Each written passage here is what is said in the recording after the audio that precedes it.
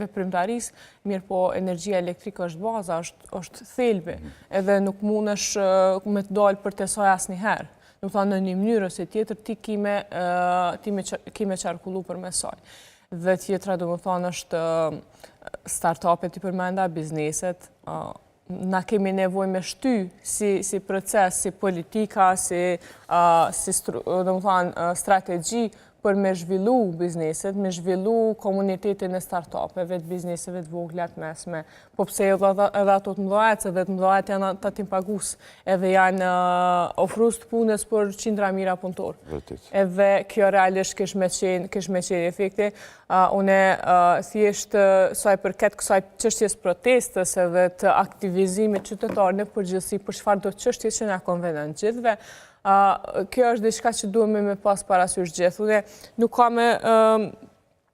Ndoshta ka një pjesë të njerëzve që ndoshta dhe nuk i lënë shumë përshtypje se mrinë ndoshta me pagu pa problem, mirë po çështu ka fillu prej gjanave më të vogla. Do të thonë janë shtrejtu gjana që ndoshta në kohë caktuar ose në produkte caktuar nuk e kemi një herë, mirë po kemi një me kohën, edhe kjo po shkon veç duke u trash. Do të thonë, prej produkteve, prej centa deri te me euro dhe kemi, do të thonë, shtrihime të çmimeve deri në 2 fish ose edhe më lart. Edhe që kjo ka me i prek dikur, edhe ata që nuk po i duket e rëndësishme në pamje të parë. Zotëri Sefaj, le që po pritet më shtrejtu rryma, por dje e pam që edhe nuk ka energji të mjaftueshme në vendin tonë, sepse një blok e ra, dikun po ka humbje në për rrjet energjik. Çka do të thotë kjo? A do të thotë që dal nga dal po shkon si të ushtriu diçish popullit po duket? Po zakonisht kur vendimarrësit dështojnë mi kry detyrat e punës. Kjo është standard ndërkombëtar, nuk është që po e zbulojmë ne ujë të nxehtë. Atëherë barën ja faturojnë qytetarëve të Republikës, qytetarëve të Republikës së tyre apo të vendit të tyre. Është e habitshme që për 4 vjet. Ne edhe këto pak kapacitet energjetike që i kemë pasë, duke i vënur me remontet dhe duke mos ju ndajt gati me ko për remontet pjesëshme që do të mund të bëjë apo intervenime, i kemi pru në situata që ato të dalin jashtë funksioni dhe të ketë dëmtime siç duken ditët e fundit, po ashtu për 4 vjet nuk kemi ndërtim të asnjë kapaciteti të ri energjetik. Po flas kapacitet e ri energjetik që ka filluar në vitin 2021 dhe të përfundoj në vitin 2025, kemi 2 kapacitete që janë realizu apo janë përfundu, po kanë qenë projekte të filluara më herët dhe në rast se ti për 4 vjet nuk e ke bo përpjekje për të shtu asnjë kapacitet energjetik, asnjë megawatt, kur ke pas oferta nga investitor serioz që do ta përmisonin dukshëm gjendjen e energjisë elektrike, zatën do të kontribonin edhe që çmimi të jetë më i lirë. Qeveria e Republikës së Kosovës nuk ka marrë asnjë mos lehtësuese. Po flasim për burimet e energjisë së ripërtërshme veçmas për solaren, që në periudhën para 5 viteve, ato kanë qenë të stimuluara qoftë edhe nëpërmjet subvencionimit mbi nevojen dhe obligimet që i ka marrë Kosova për energji të gjelbërt.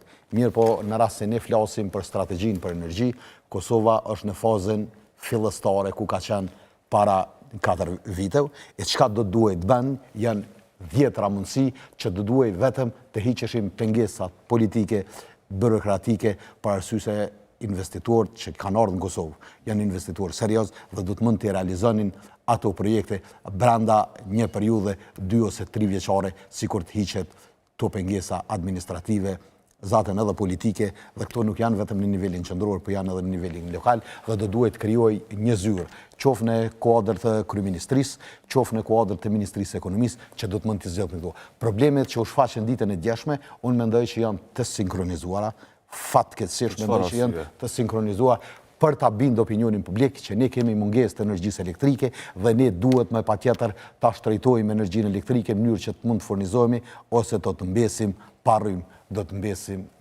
në terr. Tash janë veç 2 mundësi.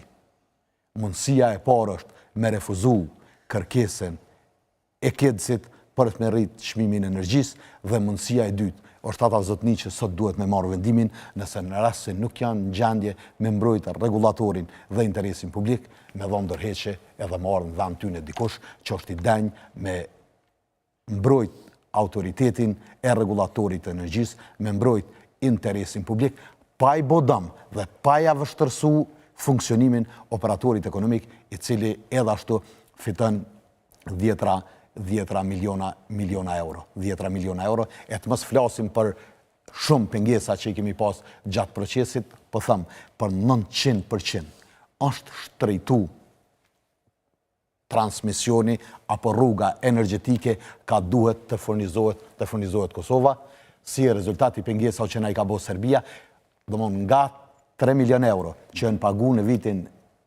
2023, vetëm për ta shfrytzu rrugën, linjen energjetike, ne i kemi pagu mbi 30 milion euro dhe Kosova nuk është anku në mekanizmat përkac për këto blokada dhe pengesa që ja ka bo Serbia, atër lind pyetja. Nëse ti ke pos kaq shumë pengesa, nëse ti ke pagu 30 milion euro nga 3 dhe nuk ja anku, a ka qenë kjo pengesë reale, a ka qenë blokadë reale, apo ka qenë dakordim para prak që dikujt t'i shkojnë në gjepin e ti këta 10 milion, sepse tjetër shpjegim logjik nuk ka. Kujt i konvenon pra kjo rritje 15%?